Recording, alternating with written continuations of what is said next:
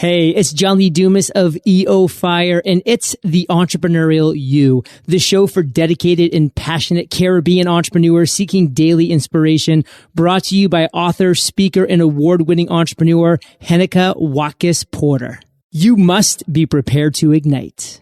For me, there's 4 pillars of Pinterest success. And one of the things that I'm on a kind of a mission in life to help people understand is that there are always other things you can focus on too. There's always like shiny objects that you can try to focus on Pinterest. You can say, oh, I want to join group boards, or I want to do this, or I want to make, this new video pin format or whatnot.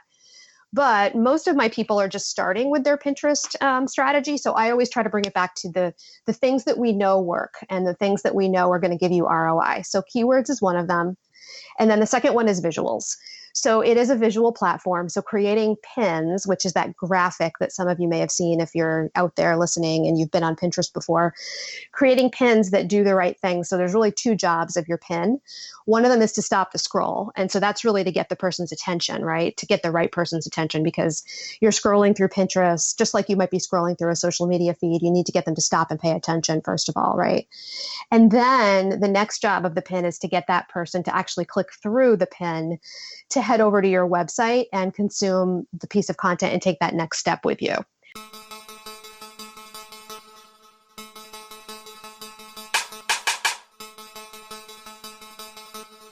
Hi, this is Heneka. I'm so glad you took the time to stop by today. In Jamaican parlance, Wagwan. I'm glad to say a dial. This episode is sponsored by HenekaWatkis-Porter.com as well as the Jamaica Stock Exchange. Now on HenekaWatkis-Porter.com, you can visit us for blogs, resources, books, online podcast courses, podcasts, and more. If you are new to the Entrepreneurial You podcast, be sure to check out past episodes with guests such as John Lee Dumas, Patrice Washington, Seth Godin, Richard Branson, Amy Porterfield, and a host of other game changers. We needed to raise capital, but our experience with local financial institutions was that they were cautious and slow to act, and interest rates were far too high. We had real concerns about financing our business through outside equity investors and the possibility of interference. Could we get a fair valuation for our business? We had our own ideas about the business and its value.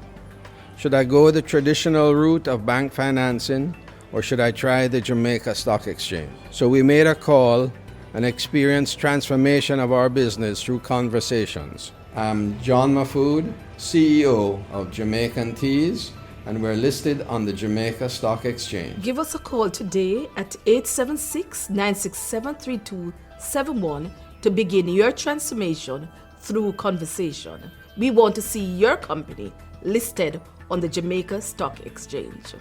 And now, here's today's episode. To excel at the highest level, or any level really, you need to believe in yourself. And hands down, one of the biggest contributors to my self-confidence has been private coaching. Stephen Curry. Hello and welcome to episode 182 of the Entrepreneurial You podcast. I'm Heneka Watkis-Porter. Now, today's episode is with Jana Osofsky, and Jana is a marketing expert and Pinterest specialist for online coaches, course creators, and service providers. She helps her clients and students systemize list growth so that they can automate a steady stream of targeted leads for their courses and programs and set themselves up for long-term business success. So I'm really excited, looking forward to this conversation with Jana about how to use Pinterest to grow your email list with ideal customers with ease. So welcome, Jana. Welcome. Hi. Well, thank you for having me. I'm so happy to be here. Absolutely. Before we start, do you know anything at all Jamaican? Yeah. I mean, I've visited Jamaica very briefly. I don't even really consider it a real visit because I was on a cruise years ago. And I do know a little bit about Jamaica. Yeah. Awesome.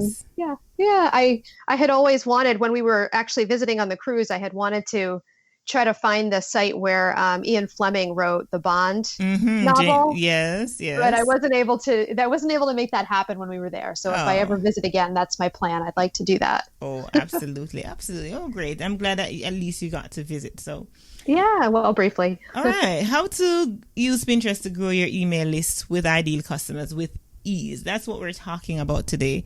Jana, tell me a little about the history of your personal start, discovering Pinterest. Oh, sure. So I've been working online in the online digital marketing space for about 4 years. I have a background in marketing and sales and actually worked in human resources as well for many years. And I went online and started working online because I wanted more location independence, like many people, and wanted to just be able to work from anywhere. And in order to make that transition and sort of apply my marketing and sales education and skills to the online world, I started as a virtual assistant. And I thought it was a great way to just kind of get my feet wet and see what I wanted to do, because you can be kind of a generalist, as a VA. So I had a couple of clients in the beginning, and one of them was a digital marketing type of person who's an online coach. By trade, she is a brand strategist and brand designer, but she does coaching, and she also has courses, a whole suite of online courses that she markets and sells, and they're amazing. I still work with her actually now 4 years later. I've kind of grown, with her organization. But one of the things I found out early on when I was working with her and supporting her as her VA, really focused on like content marketing VA type of work for her, was that she was getting the majority of her website traffic and the majority of her leads and her new email subscribers from Pinterest. And to me at the time, I was like, what? I'm like, Pinterest? Because as some of your listeners, I think you have a pretty advanced audience in general, but some of your listeners who are listening today may be thinking the same thing I was thinking 4 years ago, which was, isn't Pinterest really about recipes and home decor and things like that? Fashion. Right. Yes. Fashion. And we love it for that. Of course, I still use it for all those things. But I discovered at that time that Pinterest was being used by savvy business owners as well, especially savvy business owners who are in the online space of like self-development in one way or another, because it's a place where people are very open-minded and looking for new ideas and inspiration. So it's a great place for people who are looking to help other people kind of learn and grow and try new things. It's a great place for those types of people to market. So I discovered it early on and just dove in and learned all about it, took on additional clients for that kind of work. And then just, long story short, flash forward 4 years now, I've created dozens of strategic Pinterest profiles for coaches and course creators. I only work with coaches and course creators and infopreneur types that help them to grow their list and get leads and get more clients and students. And I'm also the creator of Pinterest with Purpose, which is the course for that type of infopreneur, the coaches and the course creators who want to learn how to use Pinterest to do those things on a DIY kind of basis, so they can learn all my methods in the course. And yeah, I just basically, I fell in love with the platform and went all in on it. And it's mostly what I do now. I do, help people occasionally with other little things, but mostly it's all Pinterest for me. Awesome. Awesome. Yeah. All right. So we're going to go into how exactly we can use it to get those leads, etc.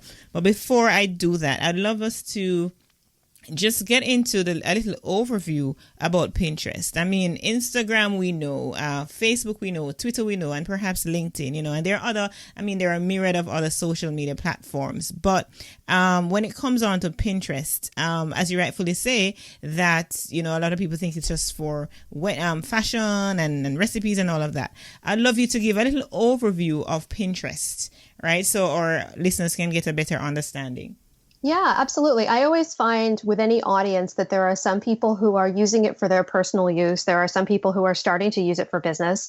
And then there are also usually a few people out there, usually men, who have never even been on it and are like, what's Pinterest? So I will just start really briefly by making sure that everyone, regardless of which of those buckets they fall into, who's listening, knows that Pinterest is actually not really a social media platform. It's actually a search engine.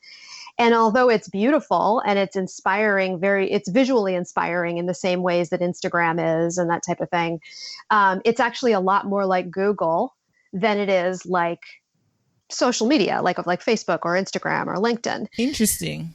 Mm-hmm, yeah. So if you think about, if you Google something, if you're looking for information about something and you Google it, up comes on your screen entries. I guess maybe it's, what is it, like 11 entries, I think, on the first page, right? I've never counted, and it's words that represent links that you can click on to learn more about that thing you searched. So Pinterest is the same, except for the fact that instead of seeing words, you're seeing pictures, and those represent links as well. So there are links behind all those pictures. And then the other way that it's a little different from Google is that it's a much smaller ecosystem. It's huge. It's growing in terms of people who are on it, and it's growing by leaps and bounds. In fact, it surpassed Snapchat last year as the number 3 like visibility platform online as far as number of users. But it is different from Google in the sense that it's still smaller. It's not quite as massive as Google, but it's more, it is a search engine. So the idea with Pinterest as a marketer is that you are taking advantage of the fact that there are women and people, mostly women, although 40% of new signups are men, but it's still mostly women, who are searching for things on Pinterest. And if you can be discovered at that time when they're searching for you, because what you have to offer and the solutions that you have to offer through your free content and your paid content are relevant to that search, that's pretty cool, right? It's pretty powerful to be found at the time when people are looking for the thing that you help with. Mm-hmm. So in terms of the algorithm, because I know with the social media platforms, the ones that, are more notable, the ones that we use more frequently, there's always the issue of the algorithm affecting how visible your post becomes. 1 minute you think you think that you've had it figured out. The next minute it's just maybe 1 or 2 people seeing your awesome content. So talk to us perhaps about the algorithm and how we can make sure that our content gets visibility. Yeah, for sure. So Pinterest definitely has its own algorithm, and they do make algorithm changes. So just like on any social media or visibility channel, when people hear about algorithm changes, they go, oh no, and that does happen on Pinterest too. However, with Pinterest, one of the things that I love about it is that because it's a search engine, when you create content and you pin it to Pinterest, you create a pin is what it's called, which is the name of that visual that you're pinning along with a pin description that links to the content behind it that's on your website. When you do that, it can be discovered for months and years to come by people who are searching. So the Pinterest algorithm doesn't just surface the most recent things. It surfaces, and this is of course an oversimplification of an algorithm because algorithms are complex, but it surfaces things in that search that it considers the most relevant and most helpful or useful for that search and that person who's searching. So we can talk a little bit about, what those factors are and how it does that. But the idea here is that they could find something that you pinned 6 months ago or a year ago, or a month ago too. So it's kind of neat in that way, in the sense that we're not, quite as like slave to the algorithm or worried about the algorithm, because if we're creating good content and we're creating, good quality pins and we're helping people solve problems and giving them small wins with our content, that's really the best way. There's no gaming the algorithm. The best way to succeed on Pinterest is just to create great content and use the right keywords, which is probably a big spoiler for what we're going to talk about next. Mm-hmm. Yeah, so let's talk about those findability factors that we need to ensure that it's there. Right. And I think too the thing about the algorithm is that one of the reasons why I love email list growth is because it kind of hedges you against algorithm changes. So I love using Pinterest as a tool to grow your email list, which is, I know, what we want to kind of talk about more today. So that one of the benefits of doing that is that you have that email list and you own it, so that if algorithm changes happen, you're not so dependent on your social media presence for your income. Mm-hmm, mm-hmm. So some of those findability factors, right? You alluded to keywords. Let's delve into a little of those, and then we're going to talk exactly how it is that you use it. Sure. Yeah. So because Pinterest is a search engine, and it's much more like Google than it is like social media, the number one way to connect with and be discovered by people who are actually searching for the things that you help with and the things that you offer, again, both through your free content and your paid services and products, the number one way to do that is through keywords and using the right keywords on your account.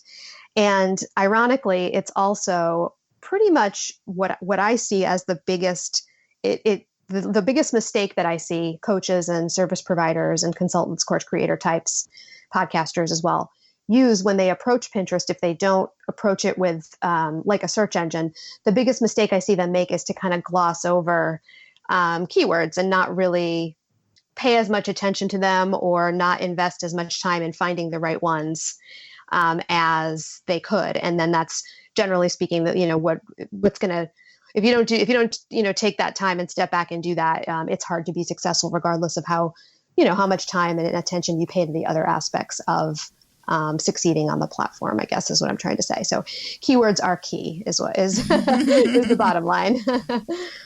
So. Okay. All right. So what are the other factors that we need to consider? So keyword is one of them. And perhaps before you answer the other factors or some of the other factors, we can talk about factors to consider in putting for or using keywords. Mm-hmm. Sure. Yeah, I think I always people always want to know, okay, so how do I find the right keywords? And so the way that I teach it from a high level is really all about, number one, being clear on who it is that you want to find you in search and what you think that they're searching for at the time that you would like them to find your content. So there is some marketing clarity that has to kind of happen in the beginning so that you can really approach this in the right way. You kind of have to really know who your ideal person is.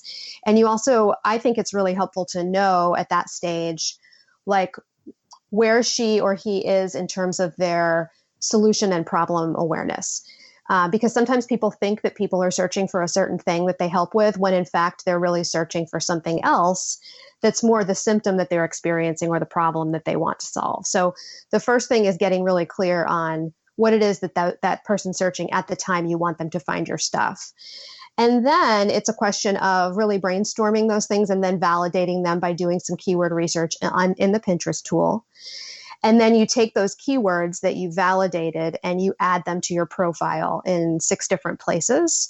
And you use those keywords that you want your account to quote, quote, rank for in various places. Kind of like, if you think about it, kind of like SEO optimizing a website, but in a sort of a microcosm of that, a smaller environment. Mm-hmm. All right. So, so other factors besides keyword that we should be thinking of. Yeah. So for me, there's 4 pillars of Pinterest success. And one of the things that I'm on a kind of a mission in life to help people understand is that there are always other things you can focus on too. There's always like shiny objects that you can try to focus on Pinterest. You can say, oh, I want to join group boards, or I want to do this, or I want to make, this new video pin format or whatnot. But most of my people are just starting with their Pinterest strategy. So I always try to bring it back to the things that we know work and the things that we know are going to give you ROI. So keywords is one of them. And then the second one is visuals. So it is a visual platform. So creating pins, which is that graphic that some of you may have seen if you're out there listening and you've been on Pinterest before, creating pins that do the right thing. So there's really 2 jobs of your pin. One of them is to stop the scroll. And so that's really to get the person's attention, right? To get the right person's attention, because you're scrolling through Pinterest, just like you might be scrolling through a social media feed. You need to get them to stop and pay attention, first of all, right? And then the next job of the pin is to get that person to actually click through the pin to head over to your website and consume the piece of content and take that next step with you. So if you can create pin designs that follow all the best Pinterest practices and are going to get those people to do those 2 things, they're going to get them to stop and pay attention and then click through to your website. That's really the pillar 2. The second thing that you want to focus on once you have really nailed your keyword strategy is creating some visuals that are going to do those 2 things. Sounds really good. So perhaps now is a good time for us to just delve deeper into the subject matter, which is how to use Pinterest to grow your email list, right? And with your ideal customers, not just anybody, but the ones that you really want to pay attention to you. Yes. Yeah. So, and I love doing this. This is my very favorite way to help clients and my favorite thing to teach. So Pinterest, one of the things that's important to know about it is because it's not social media, a lot of the people that find you on Pinterest are not people that have ever heard of you before. So on one hand, sometimes they're essentially what they are is cold new traffic, cold new leads. And so on one hand, that can sound kind of scary. You can say, oh, they're cold. I want warm leads. I want to go on social media and get warm leads. And that's good. I always say that this is not something that's going to replace social media, although it can definitely help you be less dependent on it. But on the other hand, cold leads and cold new people coming into your orbit and onto your list, ideally, is really amazing and what we need in order to be sustainable in business, right? Always having new people coming in. So the thing to know about Pinterest is that you're not really nurturing leads on Pinterest like you might be on social media. What you're doing is you're getting their attention and getting them to click over. So you really need to kind of think of Pinterest almost as like an extension of your funnel. And I know some people love the word funnel and some people kind of bristle when they hear it. So a funnel can really be anything that is a nurturing type of system. It doesn't necessarily have to be a big fancy formal funnel, although it could be. But it could be also just, having them land on a blog post that makes a really good case for them to grab your free guide to do something, or to grab a different kind of content upgrade and then to get on your email list. So the idea is that the Pinterest pin grabs their attention, gives them enough incentive to click over to where you want them to go. And then whatever they land on your website needs to be something that provides some value and gives them a little bit of warm up and introduction to you before you go ahead and ask them for their email.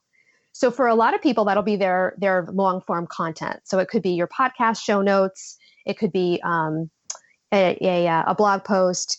It could be a landing page for a freebie, as long as that landing page gives enough context, I guess, right?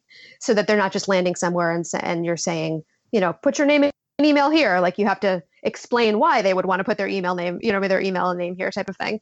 So that's kind of really the crux of the matter of growing your list with Pinterest, is really getting those people to pop over to that place where they can take that next step with you, where they're on your website and they're now doing doing that thing that you want them to do next, to go to that next step with you. And I just want to quickly say too, you mentioned the right people on your list. That's super, super important when growing an email list, to get the right people on there, because you don't want to just have a bunch of people on your email list. You want a list of people who are action takers. And one of the ways that you can make sure you have a list of action takers is to make sure that the people who are on your list are already interested in the kind of content that you provide and the solutions that you offer. And that's one of the things that's really great about Pinterest as well, is that when someone finds your pin and is incented to go to your website and maybe take that next step with you, they found your pin because they were searching for something that matches with the keywords that you used. So there's that intention piece there, and it helps us to build a list with ideal people and people who are going to be action takers because they're interested in what you offer, as opposed to just someone who, maybe found your stuff in their scroll and, clicked over because they were curious, but weren't really necessarily, really interested in those things that you teach about. Mm-hmm.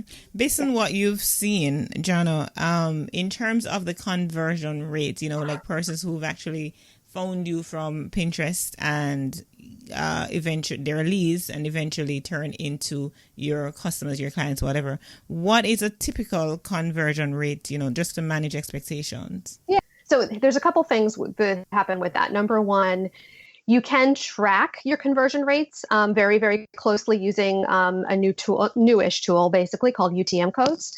But typically what happens is Pinterest pinners are coming to you at the very beginning of your quote, quote, funnel. So the conversion rate, number one, is going to depend highly, very much on the conversion rate that you have of that funnel. So it's going to vary a lot. So, my conversion rates on my website are going to be very different than conversion rates on your website and on other people's websites as well. So it's really, really hard to answer that question. If you have a landing page that converts, at 42%, that for social media, it might convert at a different rate for Pinterest. Usually it's going to be a little bit lower because Pinterest traffic is a little bit bouncier, but not so much. But it's really hard to answer that because it really depends on what the conversion rates are that you have, on your site and the pieces that you own. So whilst we're thinking about using Pinterest and stuff and to improve our conversion rate, what are some of the, perhaps some of the things that we need to consider to ensure that we have a decent size and a decent percentage of our conversion happening?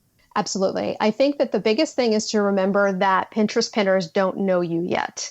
So it's really important to remember that when they land on your website from Pinterest, again, you want to offer them that value and give them an incentive to grab something from you. And often that's going to be a free thing, because it's hard to, even if a product is like $10 as an example, it's, that person just found you for the first time in a lot of cases. So they may not be willing right away to kind of grab their credit card. However, if you offer something that's free and is well aligned with the piece of information or that problem that you solved for them with that quick piece of content, then you're going to have a much more, a much higher success rate, if you will, with people really, converting. And it's interesting because the term conversion too, when I think of converting, in this context, I'm thinking of people converting from being website visitors to email list subscribers. But I think you might be talking about converting to becoming paying clients or paying course students as well. And that, of course, is going to depend a lot on what it is that you do next once they opt into your email list, right? Yeah, makes sense. So, Jana Osofsky, you know that after our conversation, I'm going to be paying a lot more attention to my own Pinterest account. Well, that's wonderful. If I can inspire you to do that. Yes, I have an account, but I have not been paying much attention to it, to be honest with you. All right. So now it's the time when we're wrapping, and I'm going to ask you for your final thoughts. And after you've done that, then share with us your contact details as well as the giveaway that you have for my community. Well, anyone who wants to learn more from me can head over to my website, which is janaomedia.com. So it's JANAO, which is my last initial, media.com. And I have a blog where you can learn a lot of things about Pinterest marketing and some kind of adjacent subjects. I also have a free class that you can take on my website. It's there under free class. And the giveaway that I wanted to offer to your listeners, I mentioned how important keywords were when it comes to your Pinterest strategy. I consider them really the most important part of the strategy. And I also mentioned that there are 6 places on your profile where you can and really should, although I don't like that word should, but I guess it's the right word for this scenario, place your keywords. So the free guide that I have actually offers you that list of those 6 places and gives you swipe file or swipe language with little formulas for how you can incorporate keywords into all 6 places of your profile without sounding like a robot. It's like finding that balance between, writing for the algorithm and writing for a human being. So if you go to janaomedia.com/Pinterest keywords, all one word, it'll give you an option there to subscribe to my email list and grab that free guide. And then when you grab that free guide, you can take the keywords that you've decided you want to rank for, and you'll know exactly how to incorporate them into those 6 areas of your profile. So it does kind of some of the heavy lifting for you. So why not, right? Rather than struggling, it's just kind of why reinvent the wheel, yeah? Exactly. All right. Just share your final thoughts, wrapping up, about Pinterest and how we might use it to get more leads and stuff. Just your final thoughts on the subject. I guess what I would want to leave people with would be to remember that Pinterest is a growing platform, and also that people who are on Pinterest are there looking for ideas and inspiration, ways to make their lives and their businesses better. So whenever you think about what kind of content to create and pin to Pinterest, if you think about the nature of it, that it's a search and discovery engine where people are looking for ideas, I think that's really going to help you to understand kind of intuitively how to use it and what to put there really for people. Awesome. Thank you so much, Jana Osofsky. I really appreciate your time. And of course, you have shed light on an area that many of us, I'm sure, are overlooking. So we look forward to the, seeing improvement in our businesses by using Pinterest. So thank you so much for your time. It's a pleasure having you on the Entrepreneurial You podcast. It was a pleasure to be here. Thank you. Absolutely. And thank you, my peak performer, for tuning in to this episode with Jana Osofsky. I look forward to connecting with you next week. Of course, in the meantime, you can connect with me for all things podcasting, books, coaching, online courses, etc. by visiting Heneka.Watkis-Porter.com, sending me a WhatsApp from my homepage, which comes directly to my phone, and you'll be hearing from me. I look forward to hearing from you. I want to engage you, so let me know. Send me a message. And I close with this point of hope. But God shows his love for us in that while we were still sinners, Christ died for us. Romans 5 verse 8. Walk good.